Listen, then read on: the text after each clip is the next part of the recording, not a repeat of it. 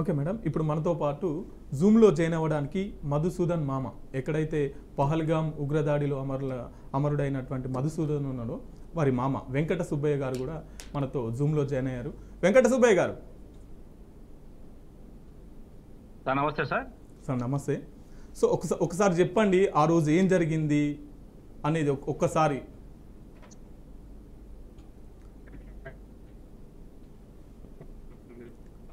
వెంకట సుబ్బయ్య గారు. ప్యానెల్లో ఉన్న వారికి, టీవీ ముందు ఉన్న వాళ్ళందరికీ మధుసూదన్ రావు కూతురు ఇంటర్మీడియట్ అయిపోయింది. ఓకే. అదే విధంగా బాబు 7th క్లాస్ అయిపోయింది. ఓకే. వాళ్ళిద్దరూ పబ్లిక్ ఎగ్జామ్ రాశారు. చాలా కష్టపడారు. అందుకని పేరెంట్స్ వాళ్ళు మధుసూదన్ రావు గాని ఆ కామాక్షి గాని వచ్చేసి వీళ్ళిద్దరికి మనము చాలా కష్టపడారు, ఎక్కడో ఒక టూర్ పోవాలనే ఉద్దేశంతో అక్కడ వచ్చేసి పహల్గాను ఎన్నుకోవడం జరిగింది. పహల్గాం అక్కడ పోయిన ఫస్ట్ రోజు మాత్రం వాళ్ళు బాగా ఎంజాయ్ చేశారు. రెండో రోజు మధ్యాహ్నం భోజనం చేసి ఆ బయటికి వెళ్తానే వచ్చేసి ఆ గ్రౌండ్ లో వాళ్ళు ఆనందంగా ఉన్న టైంలో ఉగ్రవాదులు సడన్ గా వచ్చేసి మీరు ముస్లిమా హిందువా అంటే వీళ్ళు ఏం చెప్పలేకపోయారండి, ఏం అర్థం కాలేదు. వచ్చేసి అప్పుడు చెప్పడానికి కూడా వీళ్ళకి టైం ఇవ్వలేదు. వెంటనే వాళ్ళు కాల్ చేయడం జరిగింది. వీళ్ళిద్దరు ఏంటంటే ఇంతకుముందు యుఎస్ఏలో ఉన్నారు. యుఎస్ఏలో కల్చర్ ఏంటంటే అక్కడ ఇలాంటి ఉగ్రమోకలు కాల్ చేయ టైంలో అక్కడ బోర్లు పడుకుంటే వాళ్ళు వదిలేస్తారట. అక్కడ ఉన్నారు కాబట్టి వీళ్ళు ఏం చేశారంటే అక్కడ విధంగానే ఇక్కడ ఉంటదని ఇద్దరు బోర్లు పడుకున్నారు. కానీ వాళ్ళు వెంటనే కాల్ చేశారు. ఇది చాలా దూరం.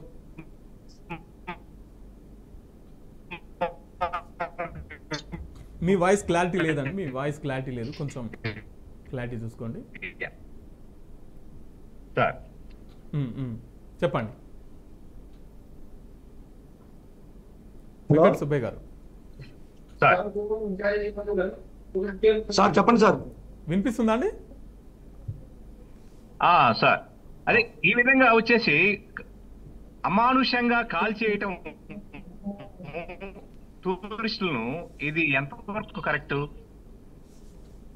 అందుకే వెంటనే మన భారత ప్రధాని సింధు జలాలను ఆపేయడం గాని, ఇక్కడ మెడిసిన్ గాని, పాల ఉత్పత్తులు ఆపేయడం గాని మంచి పని చేసి పాకిస్తాన్ ఆర్థికంగా దెబ్బతీయటం మంచి శుభపరిణామం.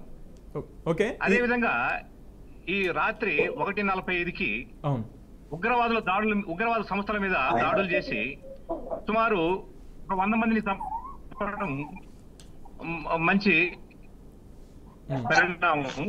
ఇంకా 100 మంది ఉన్నారని మనకు అర్థం వస్తుంది. పాకిస్తాన్ లో ఉన్నటువంటి ఉగ్రవాది అనే వాడిని డబ్బులుగా కోరుకుంటున్నాం.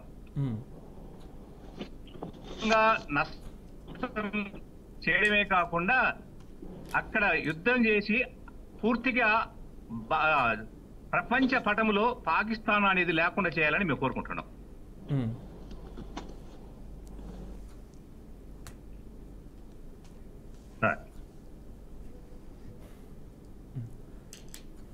ఓకే, వెంకట సుబ్బయ్య గారు.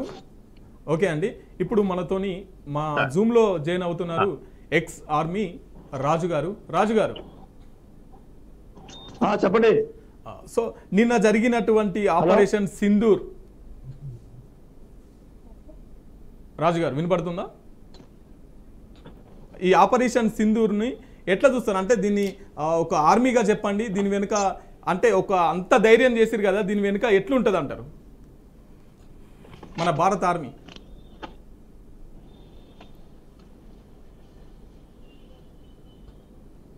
వినపడుతుందండి?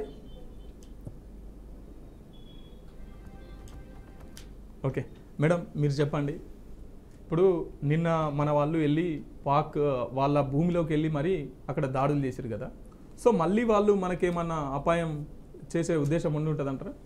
డెఫినెట్గా అండి. అంటే ఇప్పుడు ఒక వార్ అంటూ మొదలైన తర్వాత వాళ్ళు ఎలా రెస్పాండ్ అవుతారో దాన్ని బట్టి ఇప్పుడు మనం చాలా మెషర్డ్గా, చాలా ఫోకస్డ్గా నాన్ ఎస్కలేటరీ మోడ్ అంటే ఏంటంటే మేము ఇంతవరకే సెలెక్ట్ హిట్స్, తర్వాత మీ భూభాగం జోలికి మేము రాము, మీ సేనల జోలికి రాము, మీ పౌరులకి ప్రాణ నష్టం కానీ ఆస్తి నష్టం కానీ కలిగించమన్న ఒక దీంతో మన ఆర్మీ అటాక్ చేసింది. అదేవిధంగా మన ప్రెస్ రిలీజ్ కూడా ఉండింది.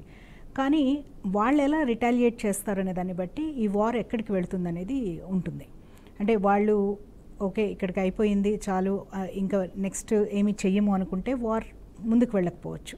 లేదు మేము చేస్తాం, ఇంకా కవ్వింపు చర్యలు చేస్తుంటాం, అలాగే రిటాలియేట్ చేస్తాము, కొన్ని చోట్ల దాడులు చేస్తామని కనుక వస్తే అప్పుడు వార్ మొదలైనట్టు అఫీషియల్గా.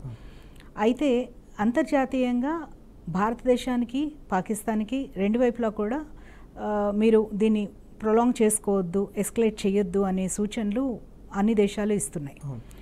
అండ్ ఇంకొక ఇంపార్టెంట్ థింగ్ ఏంటంటే పాకిస్తాన్ అసలు యుద్ధం చేసే మోడ్లో లేదు.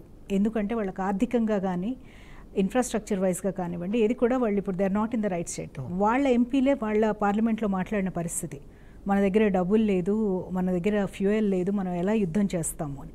అలాగే వాళ్ళ వైమానిక ఇవి కూడా అవన్నీ కూడా చాలా వరకు పనిచేయట్లేదు అనేది మనం వింటున్నాం, reports that are coming out in the international media. So అందువల్ల వాళ్ళకి ఫ్యూయల్ లేకుండా, వాళ్ళకి అమ్యునిషన్ లేకుండా, ఫైనాన్షియల్ ఎయిడ్ లేకుండా, అన్నిటికీ మించి వాళ్ళకి మానసిక సన్నద్ధత కూడా లేదు. వాళ్ళ ఆర్మీ కూడా they are not ready to fight it out. Half of the army fight చేయాలనుకుంటుందేమో కానీ కొంతమంది వెనకాడుతున్నట్టుగా మనకు వార్తలు వస్తున్నాయి. అలాగే పొలిటికల్గా కూడా అందరూ దాన్ని సపోర్ట్ చేయట్లేదు. ఇలా అనేక విధాలుగా they are not ready for a major fight. So అందువల్ల పెద్దగా ఇది ముందుకు వెళుతుందా లేదా అనే దాని మీద అందరూ దే వెయిటింగ్, అంటే వెయిట్ చేసి చూడాలి మనం. బట్ ఇప్పుడున్న మనకి అవైలబుల్ క్యూస్ చూస్తుంటే మటుకు వాళ్ళు పెద్దగా మన మీద ధాటిగా ధీటుగా పోటీ చేసే, అంటే వెయిట్ చేసే పరిస్థితి అయితే కనిపించట్లేదు వారు. సో ఇప్పుడు ఇక్కడ ఒక డౌట్ ఏంటంటే ఈ ఉగ్రవాదులు తర్వాత ఆర్మీ ఈ రెండు ఒకటేనా, లేకపోతే ఈ రెండు వేరు వేరా? ఎందుకంటే ఇక్కడ ఇప్పుడు నిన్న మనం దాడి చేసిన తర్వాత అక్కడ గాయపడ్డ వారిని అక్కడ పాకిస్తాన్ ఆర్మీ చీఫ్ వెళ్ళి పరామర్శిస్తున్నారు. అంటే ఉగ్రవాదులు ఆ దేశంలో వాళ్ళకు ఆర్మీ అండ్ ఉగ్రవాదం ఈ రెండు ఒకటేనా? ఏ దేశం, ఒక్క నిమిషం అండి, ఇది కొంచెం డీటెయిల్గా ఇస్తాను నేను. ఏ దేశంలో అయినా సరే ఒక అటాక్ జరిగినప్పుడు, కొంతమందికి క్షతగాత్రులు అయినప్పుడు, వాళ్ళని హాస్పిటల్స్కి తీసుకెళ్ళినప్పుడు అక్కడున్న రెస్పాన్సిబుల్ గవర్నమెంట్ కానివ్వండి, లేదు ఆర్మీ కానివ్వండి, ఎవరైతే వెళ్తారో అందరినీ పలకరిస్తారో, అందరినీ చూస్తారో, అందులో తప్పేమీ లేదు, తప్పు పట్టాల్సిన అవసరం లేదు. కానీ పాకిస్తాన్ ప్రత్యేకత ఏంటి అంటే వాళ్ళ ఆర్మీ ఆ దేశాన్ని నడిపిస్తుంది. వాళ్ళ ఆర్మీని నడిపించేది ఐఎస్ఐ మళ్ళీ తీవ్రవాద సంస్థల్ని పెంచి పోషిస్తున్న సంస్థ. మనందరికీ తెలుసు, ట్రైనింగ్ సెంటర్స్ కానివ్వండి, వాళ్ళని రిక్రూట్మెంట్, ట్రైనింగ్, వాళ్ళకి ఎయిడ్ ఇవ్వడం కానీ, అంటే వాళ్ళకి అన్ని సమకూర్చడం కానీ, లాజిస్టిక్స్ కానీ, ఇవన్నీ కూడా చేసేది కూడా ఆర్మీ. కాకపోతే మాకేం సంబంధం లేదు, మాకు అసలు ఉగ్రవాద సంస్థలు అంటే ఎలా ఉంటాయో తెలియదు, మీరు ఒసామా బిన్ లాడెన్ కానివ్వండి, మసూద్ అజర్ కానీ వీళ్ళెవరు కూడా మా దగ్గర లేరు అని చెప్పిన మాట మనకి గుర్తే ఉండి ఉంటుంది మీకు. అదే ఒసామా బిన్ లాడెన్ని అమెరికా వాళ్ళ భూభాగంలోకి వెళ్ళి మట్టు పెట్టింది. ఇవాళ అదే మసూద్ అజర్ ఇప్పుడు బయటకు వచ్చాడు కదా, నా 14 మంది నా ఫ్యామిలీలో 10 మంది చనిపోయారని ఇవాళ వచ్చి ఏడుస్తున్నాడు కదా. మరి ఇన్ని రోజులు లేదని బుకాయించారు కదా, అసలు మా భూభాగంలో లేడు ఆయన అని చెప్పారు కదా. మరి ఇవాళ ఎక్కడి నుంచి వచ్చాడు ఇతను? సో అందువల్ల పాకిస్తాన్ అనే కంట్రీకి పెద్ద శాపం వాళ్ళ ఆర్మీయే. వాళ్ళ ఆర్మీ వల్లే ఆ దేశం అలా తయారైంది. లేదా 1960sలో మనకి డివిజన్ అయిపోయిన తర్వాత పాకిస్తాన్ వాజ్ వెరీ ప్రోగ్రెసివ్, బాగా ఇంప్రూవ్ అవుతూ వాళ్ళు, అంటే వాళ్ళు చాలా ప్రోగ్రెసివ్గా డెవలప్మెంట్ ఉండింది, industrial develop. One of the south ఏషియాలో వాళ్ళు యాక్చువల్గా మోస్ట్ డెవలప్డ్ ఇండస్ట్రియలిస్ట్ కంట్రీ అది 1965 ఆ టైంలో.